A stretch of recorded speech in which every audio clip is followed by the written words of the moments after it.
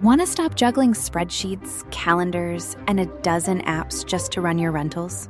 Lodgify makes it easy. It's an all-in-one toolkit for hosts. Build a direct booking website, automate guest messaging, and keep all your channels in sync. Running your rental business your way has never been simpler. And for Good Morning Hospitality listeners, you can get 20% off any yearly plan with code GMH20. Just check the link in the show notes to get started today.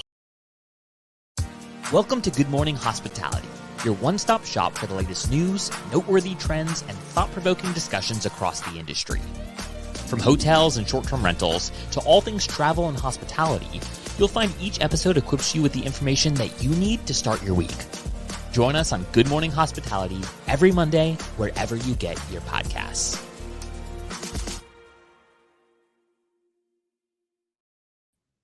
Good morning. Good morning. Will is definitely bringing that early morning energy. That EME, baby, on GMH every Monday. And apparently Wednesdays. I got to join the Wednesday crew last week, so that was great. I know. That's so fun. I'm in New Orleans right now, onboarding some new buildings. So let's go. A lot of Romy expansion. Yeah. Whoop, whoop, whoop. We got two new buildings that are on right now, a couple more coming. So just a lot of the grunt work of getting all that stuff ready. So I can't believe they have their own COO setting up all this stuff by herself. Man, what the heck is going on, Andreas? I have assistance is arriving at the end of the week. So you just got to, you got to be adaptable and jump on it. Jeez. Yeah. Lead from the front, Brandy. That's the way to do it. Amen. Yeah. Way to go. Set an example for everybody else. All you operators out there, this is what you need to be doing. Michael, how are you doing? A little tired. Rough night with the baby last night, but we're here. We made it. We got a lot to cover today. And shameless self-plug. Check out BBC, especially if you're British. You'll see one of our houses featured this week. Scotland's Greatest Escape. I love it. BBC covering storied properties. Just GMH crew doing the best of the best out here. Come on. What about you, Will? What you up to, buddy? Oh, just working on a shit ton of stuff. So you many are. things. You've got your hands full. Yeah. Got your hands full. But we'll have some fun announcements here for GMH, at least in the next month or so. I'm excited to work on some little projects with the show and stepping up our game as the #1 hospitality podcast out there. So can't complain. We have best of the best. One of our our producer Kelsey, she just had her baby on Leap Day. So even though I'm short staffed, the first official HFM baby is here. So I told her to get him in front of a computer, learn how to edit, and start cutting clips and doing all this stuff. It's we need him. We need him soon. He's got to earn his keep. Amen. And so flying around the short-term rental sphere last night or yesterday was, at least for those of us that don't stay up and watch Saturday Night Live, was an epic. I guess the mainstream of short-term rentals is evidenced by being made fun of on SNL. So much of it was harshly true, but some of it is definitely not a reputation that any of us want for the industry. So well done, SNL, and whoever those two actresses were. It was good to see, and we can all kind of take a step back and laugh at some of our competition within the space, because the perception can sometimes be reality. Hopefully not with the hidden camera piece, but definitely with the wall art and the design. Live, function. laugh, love. Design.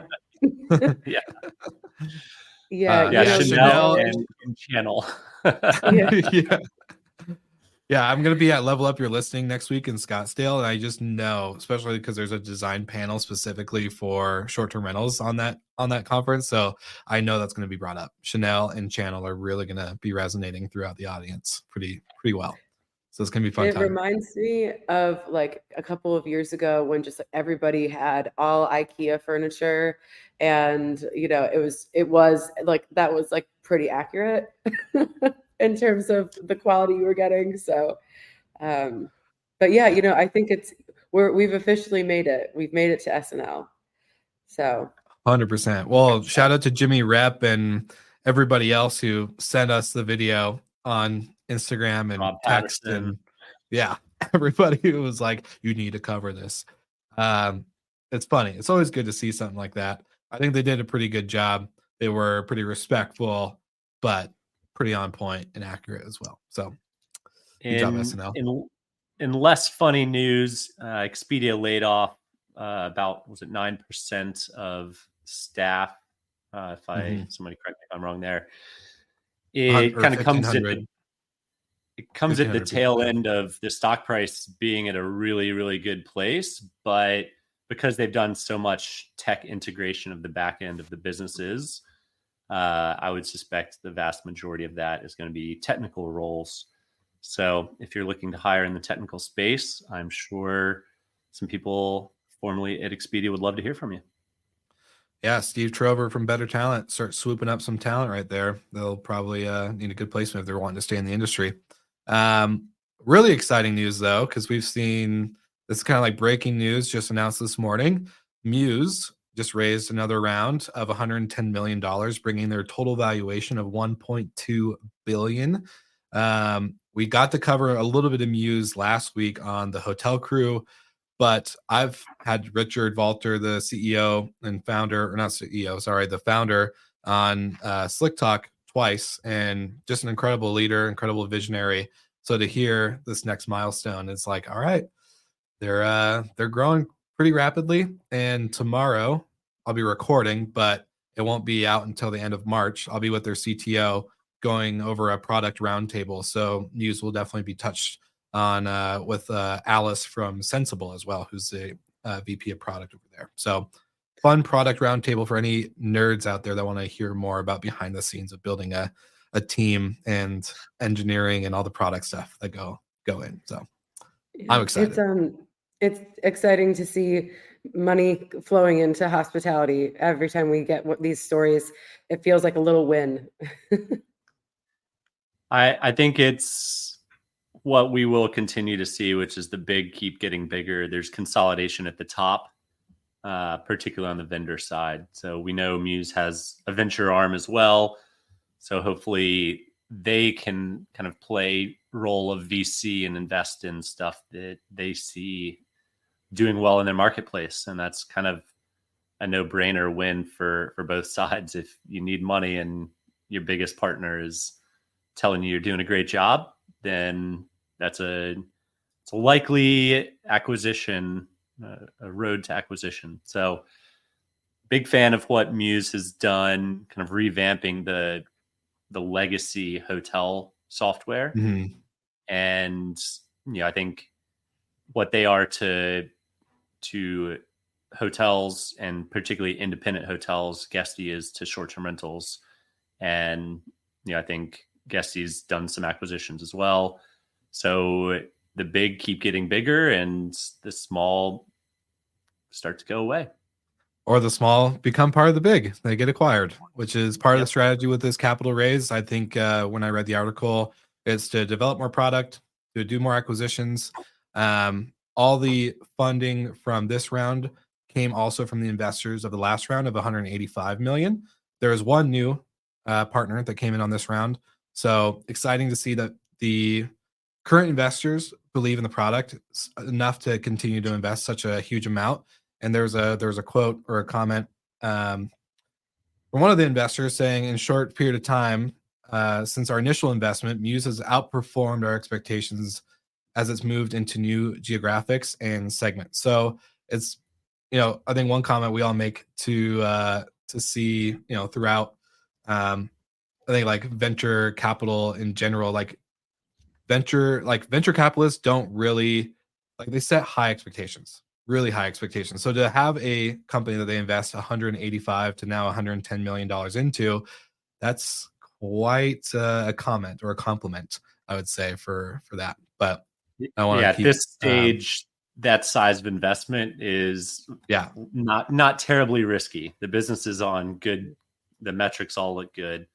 So very impressive, especially in this environment. So well done, Muse. Yeah, and shout out to Matt, who is the CEO of Muse, who is watching the live, saying thanks for a shout out. We love you guys. So big congrats and keep moving forward. Love it. And also for this comment, we will we don't have like a link for the roundtable yet. It will be out at the end of the month. So I'll make sure to find you once we have that link ready. So we'll get you make sure you have that link. But outside of that, what's the next story? I think there's Capital two One. big ones that we can spend some time on. But I'm interested both in Capital One and Hilton's partnership with AutoCamp. And they're both kind of going down the same road, which is more chances of distribution off of the top 3 OTAs. So Brandy, I know you're vying for some Capital One eyeballs and love. I'll let you kick it off. It's not surprising that the other credit cards are getting into this game, and I think it's great. I saw the boutique. We love them. They're one of the first partners. If anyone from Capital One is watching it, I know another urban operator who would love to be part of your platform. But I think how I see this going, I mean, I think Chase, like the Sapphire cards, are probably next for this kind of platform. And I just don't like long term. I'll be curious to see who actually like sticks it out, because these distribution networks are really difficult to maintain. They're very complex. And there's all these little ones, someone's going to get more of the eyeballs, more of the money, more of the pie. So it'll be interesting to see which of these credit cards really like pull off a full, a fully, formed distribution platform. And I'd be willing to try on any of them. So. Yeah, I think, the Brandy's preached on this show many, many times, diversification, not being overly exposed on any one channel. And when Amex has started to poke around in the space, Capital One, recently announced, I think it gives us opportunities to look outside of our, typical direct plus Vrbo plus Airbnb and all of those you want exposure on. There's no reason not to be on them. But it's great to have more channels. What I'm interested in seeing is more of the mass market play. A lot of these channels are going for luxury and luxury only. And you see that with Capital One's kind of announced partners with Boutique and AvantStay. Those are where users are going to be burning a lot of points. But what about the users that want to go spend 2 nights somewhere in a 1 or 2 bedroom property, right? I'm curious, and we've seen this with the hotel side too. With the hotel side, like Marriott Homes and Villas plays more at the higher end, and Hyatt bought Mr. and Mrs. Smith that plays more at the higher end. No one's coming in and playing in that mass market segment. So maybe that's their long-term goal and plan, and they all want to start with luxury. But I think there is a missed opportunity with the mass market. So Marriott is a great example, because when they started, it was only luxury. Like they came and did full inspections of all your properties, and now you can just connect to them. And there isn't, if you have a product to distribute, they'll distribute. They will, like, if you get bad reviews and things like that, they will, pass some judgment on whether your listing can stay. But I think that the flashy news piece is, I have AvantStay, Boutique, these luxury brands. And then once they kind of they get that like PR push of announcing the product, then you'll start to add whoever can successfully connect to your distribution platform, because what they want is more properties to cover that like mass market. I just don't think you'll get the kind of PR, because it's not sexy to be like, we have people that are spending, 2 nights in Cincinnati, but that's where there's a lot more of those people than they're booking, a week. Shout out Cincinnati. Yeah, no shade to Cincinnati, but it's a bit different than booking, like a massive ski house in Park City or a villa in the Bahamas or something like that. I think you guys all made the great point. It's easier to market these higher end properties than it is to hit a midterm, or not even a midterm. Sorry, it's not the right phrase, but a mid level or mid tier home or apartment. And so I think, the obvious easy route to start is with luxury. It's more bookable, it's more attractive, it makes it look all sexy and great. So I think that's going to be obviously the easy game plan. Homes and Villas did the same thing when they started their program. Last week we covered a little bit on like the Hilton and the auto camp side, which I won't jump into now. Like, listeners, go back and check out that episode if you haven't listened. But Marriott did announce its 200 millionth loyalty member to the program of Bonvoy.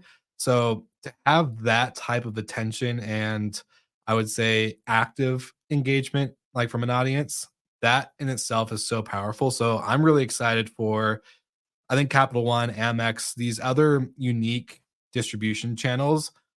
They really do matter, because like I see all these OTAs kind of pop up now, like, we're gonna waive our fees, we're gonna do this. That's great, but there's no eyeballs or attention, there's no loyalty. And so, like, to have the magical power of loyalty and engagement, these channels, Homes and Villas, Marriott, or not Marriott, Hilton, Capital One, Amex, Chase Sapphire, they're all going to play such a huge role in unique distribution outside of the OTAs with a loyalty touch, which I think a lot of people can be skeptical if you book on Airbnb or if you book on another OTA, that you're not going to have a guest that's usually as loyal. They're probably not going to be a repeat customer unless you're able to actually do a killer 5-star job. But I think these travelers are probably going to be a little bit more loyal to brands, and especially with their points. Terry, I appreciate it. I do think the year is a mass market opportunity here. Now, that said, Marriott's doing a really good job. It's tough to enter the market and then move upscale. It's a lot easier to move downscale. Yeah. And also, Marriott, being the biggest, baddest game in town, took the biggest risk of being the first mover in the space in a meaningful way. We've certainly seen others. Hyatt's played in it, Choice has played in it. Wyndham obviously had a huge stake in it, but in a totally different way. But I think people are looking over at Marriott's success and saying, man, maybe we should do that. Look at all the properties and how many people are earning and burning. It's not just about earning points on the platforms, but these loyalty accounts are basically bank accounts, and they have to bank them, each of these both credit cards and hotel companies. So I think everyone just wants to burn as many of our points that we have as possible. Yeah, those are just sitting on their balance sheets. And and to that point, creating loyalty, like really well functioning loyalty programs are very difficult. It is kind of surprising that Airbnb hasn't come out with one yet, just given, their scale. But that's where these credit card companies really have a leg up, because they've already built out this really complex infrastructure for points. And so it's really, I mean, aside from having to connect to like different distribution partners, they already have like the rails, the network like done for that. And so it's a great strength of theirs to leverage. And people are weirdly loyal to their credit cards if you have like some of like the higher end ones. Like if you're an Amex Platinum card holder, like that's your credit card, you're only doing things with them. So yeah, I think it's a great strength that they're going to leverage. And I think it'll be interesting maybe in a year or two to look back and see what the channel mix diversification starts to look like. And I can provide some real data in a year if I can get on these. Hey, we'll push you out to Capital One. We'll start pimping out Romy a little bit over here. But I'm excited for, speaking of like the news, like Muse raising this this capital and getting the $1 billion valuation. I'm excited for these distribution platforms to not have to use a distribution hub like a channel manager, right? Like, I'm excited for these direct vertical integrations with PMSs, because Brandy, you and I, we're like connected on this level. I hate channel managers. I think it's such a like, I'm not going to say it. I'm going to get canceled if I say this. Well, there goes any future sponsorship with a channel manager. Hey, fine with me. I don't want their money. Their money is dirty money. But I will say, like, it's going to be exciting for these APIs to open up and make it easier for distribution channels with loyalty and engagement connected to a PMS directly. I think it's going to be a game changer for the technology ecosystem if we can start cutting out the middleman of the middleman, basically. Um, that's my excitement. I'm hoping that Capital One and Homes and Villas, like Homes and Villas, directly is integrated with Hostfully and other property management platforms. They don't need a channel manager to properly integrate, and so I think these are going to be exciting. And sorry, Terry, I know I got a little wild there. So it's a Will rant. It's a Will rant this time. Yeah, can't That forget early morning energy. Yeah, too much coffee this morning. Sorry, guys. If any channel manager people are out there, I'm sorry. I'm sure you're doing a great work, but I'm not a fan. Anyways, let's move on to the next story. This one's exciting. One more point. So the channel managers are what makes this possible with all of the new entrants, the Capital Ones, the Amexes, probably even the Hiltons of the world. And I'll transition into the Hilton comments with this last piece. I think the OTAs have to figure out, and kudos to Expedia for trying to figure out One Key and a loyalty play, because with credit card companies and now hotels coming at them, market share, projections might not look great over the next decade. Nothing's going to happen overnight. No one's going to come in and grab loads of market share from the OTAs right away. But if consumers start getting used to being able to book short-term rentals on Marriott or Airstreams on Hilton, then it then does become a little bit more of a brand loyalty play than it does who has the most options and the best options. Yeah, it strikes me as this might be one of the avenues to kind of release the stranglehold that some of the major OTAs have, and it gives people more of that, because we've talked it before, like who's going to come to kind of eclipse Airbnb, and it might not be eclipsing them, it might just be lessening the market share. For sure.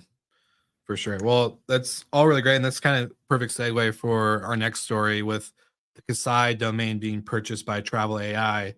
I'm excited about this story because I've gotten to see behind the scenes with Travel AI and met one of the founders, and they're lean and they're scaling like crazy. It's insane. So I'll leave it open to you guys to maybe bring up any discussions, but the overall story for any of our viewers and listeners right now, Casai was an operator out in Latin America. They unfortunately, after raising some capital, are no longer in operations. They closed their doors, and the domain was purchased by this company called Travel AI. And what Travel AI does is basically they're a meta site. So they pull a bunch of inventory from Booking, Expedia, and other OTA platforms, and they create local niche driven SEO, like hard, like heavy SEO driven websites to get these bookings into their funnel, basically.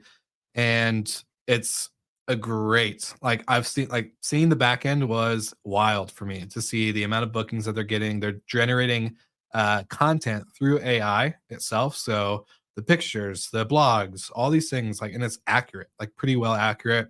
Obviously, they have people that are going through and verifying everything and making sure like it's obviously cleaned up. But it's an exciting time to, the comment that was in the article is that Kasai.com is actually profitable day one as a domain for them because of their scalability. And they're pulling, again, this is not inventory that they're managing or operating. So they're just driving inventory to these, domains and generating immediate traffic and bookings. So it's pretty unique. It's pretty cool. Go ahead, Brandy. What's up? Yeah, what's interesting is on the site they have like it's like the meta search site, but then one of the going through some of their the different cities, but then one of them, like some of the links are to Home to Go, which is another meta travel site. So that just seems, I mean, that seems a little silly to me, but I'm excited. It's a really interesting play for them, and I think the domain is certainly like a sexier, more customer friendly domain that already has, some brand recognition. So that was a smart play on their part. Yeah, some people are just smarter than me. So I came to that conclusion a long time ago, and I'll never get there, but we can try and learn as much as we can along the way. So well Hey, done. spend $5 on marketing and earn $65 in a booking. Like that's I great can do margin. that And math. I can do that math. yeah, no, no, it's really smart. Like the way they built it though, like it's great math, but the way they built it just super lean and just making things pretty much on autopilot. It's a great business model. Wish I didn't think of, or wish I thought of it, but So it's all good.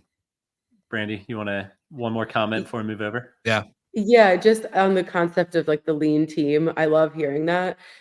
Just because it's really tempting. I especially imagine on like the tech side and which Yeah. is like a lot of expensive hires to kind of go crazy. So I love that they're being conscious about that because that's definitely, it's not just like a tech company play to overhire, but it's certainly part of that brand. So love that they're being really smart about the way they're operating. I agree. So on our 200th episode on Wednesday, Will covered with our hotel crew a partnership between AutoCamp and Hilton. And for those that aren't familiar with AutoCamp, it's basically glamping with the mobile homes and being able to Airstreams, rather, is a better term than mobile homes. And they do a really, really good job of common spaces. It's basically a landscape hotel or a dispersed hotel, glamping, lots of different names, buzzwords for it, but not really something you would have thought to associate with Hilton. So it's really, really interesting. I mean, I would liken AutoCamp more to a short-term rental community than I would a full-blown hotel. But there's definitely flavors of both. And to see Hilton's kind of first soiree, someone correct me if I'm wrong, but first soiree into short-term rentals, I think this is an interesting path. It ties in directly with the Capital One comments and the Marriott Homes and Villas comments. People are especially the major flags are in an inventory grab, and being able to tie in new differentiated types of inventory that you can earn and burn points with is massive. So Will and I used to have this game on this show before Brand even joined called Whose Brand Is It Anyway, where we would dig in deep and find a hotel brand, a sub brand of a major flag. Because at the time there were like 126 brands to the 5 biggest flags. My guess is that's even more now, probably 130, 140. And it doesn't look like that's slowing down anytime soon. So getting into the niches, capturing new eyeballs is huge for Hilton. If they can now be who the campers think of or the glampers think of when they're taking their next trip, then that's differentiated supply. And it's great from an AutoCamp perspective because it's a set of loyal eyes and likely your future acquirer if you are able to drive bookings through Hilton. So win-win on all sides. Yeah, 100%. That was kind of the main takeaway on last week's episode with Steve and Sarah going into, normally brands like Hilton and Marriott don't announce their partnership of the brand they're working with. It's like kind of like white labeled inventory, basically. For Hilton to announce the partnership with AutoCamp is pretty significant in the sense of they put a big spotlight on them, which I frankly never heard of AutoCamp before, this announcement. So, obviously probably just because I'm new to the outdoor category, but I think it's definitely a big green flag for potential acquisition in the future. So if not already in the works, we'll see. Like obviously they have to perform on the operations. They have to get good reviews. The loyalty members have to actually enjoy the product. So, it's still a TBD, but if they can execute, it's a good position to be in for AutoCamp. Yeah, I think that it's not a secret that this business is like very difficult operationally. And for these smaller companies that are more niche, there might be a ceiling where scaling just becomes more and more difficult. And you need kind of the power of one of those big flags to kind of break through that ceiling. So I think that you're right that we'll continue to see this. I was very surprised that it was a camping company. And I think we've given hotels maybe a little bit of flack for not being like quick to adapt, or maybe like they're kind of like the more seasoned gentleman in the room. But I think that this is an example of them just being like, let's try something new. Let's try. It's like a little bit off brand. And I think that that's exciting. Definitely. Well, before we wrap up and conclude this episode, we do have to give a amazing shout out to our partners at Sojo. So if you want purpose-built gifts to go a long way with your guests or your owners, they build relationships with your guests. So get Sojo gifts. Sojo now offers gifts in addition to your amenities on autopilot. Thanks to the behind the scenes tech, Sojo takes your reservation data to trigger the shipment of both amenities and gifts to enhance every type of reservation. All you have to do is choose which gifts fit your brand best and handle the rest, or they handle the rest. Sorry. And basically brighter turn days are ahead. You don't have to have turn days suck as much as they used to. So go ahead and get Sojo. If you go to getsojo.com/good morning hospitality, you'll get amazing 30 days free. So and go ahead, and Michael. on that, there's nothing more incredible than walking into an accommodation with a personalized gift. Like it happens so rarely that it is a very, very memorable experience for the guest. So I love what Sojo's doing with that. It's more than just your turn day, dispensables. It can really set the stay apart. So I love that piece. You got to experience them in the wild. So no wonder why you're giving them such a glowing review. That's what's up. I love it. Well, I want to also give a big shout out. We had a pretty significant amount of live viewers today. So thank you guys for tuning in. Super exciting for the not only breaking news with Muse, but the overall kind of shift in the category of short-term rentals and hotels. I see we're having a lot more crossover in our topics and conversations. So soon we'll have to get Sarah and Steve, or both, one or the other, on the Monday show. I'm happy to bow out to control things behind the scenes and let one of them, jump in. So yeah, excited for the crossovers here soon. Anything to conclude this episode for you guys? Keep me in your thoughts for the week. Check in on Friday and see how I'm doing. I was gonna say we'll use the Sojo gifts to send you a bottle of wine or something. Something nice. Good idea, Will. No, I loved the past news cycle this week. It makes these shows a lot of fun and easy for us to come up with content. There's a lot to cover, and I don't think that this is anything that's going to slow down anytime soon. So good stuff. Exactly. You guys make it great. I love hosting the show with you guys. You're awesome. Shout out to Jamie Lane as well, who comes in once a month. And for our hotel crew, really exciting stuff. And for all of our live viewers, seriously, it's so awesome to see the comments and the engagement from Edward to Terry to Matt to everybody else, to LinkedIn user who no idea who you are, but thank you for partaking in the show. It really does mean, like, I don't know if I've been thinking about like the privilege that we've had to have on the show for the audience that we have. And it's, in the beginning, it was just an honor, and now it feels like a responsibility in a good way to like show up for you guys every week, to bring our best content, to bring the best conversation. So really want to say shout out to our listeners and viewers for really, truly making this an awesome show. Without that, to add to that, I don't know what the conclusion is. Anyways, without further ado, there we go, Michael. Yes, we bid you farewell. Too much coffee. I think my mind is moving faster than my mouth. So I'll stop talking, and we'll see you all again next week. Make sure to like and subscribe if you haven't. Oh, shoot, I forgot to do this. I was going to do this in the beginning of the episode. For any of our listeners right now, stop what you're doing. If you're on the live or if you're listening, if you are one of the first 10 people to give us a 5-star review on Apple or Spotify, I will be sending you a $10 gift card. That's $100 worth of coffee going out to our listeners and viewers. So give us a 5-star review on Apple or Spotify.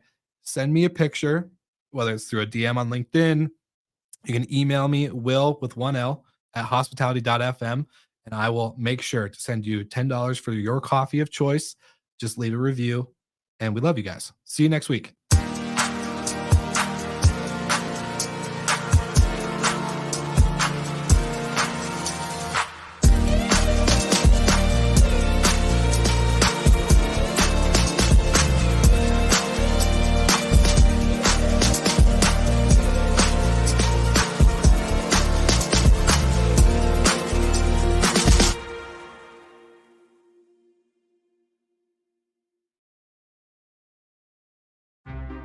Want to stop juggling spreadsheets, calendars, and a dozen apps just to run your rentals? Logify makes it easy. It's an all-in-one toolkit for hosts. Build a direct booking website, automate guest messaging, and keep all your channels in sync. Running your rental business your way has never been simpler. And for Good Morning Hospitality listeners, you can get 20% off any yearly plan with code GMH20. Just check the link in the show notes to get started today.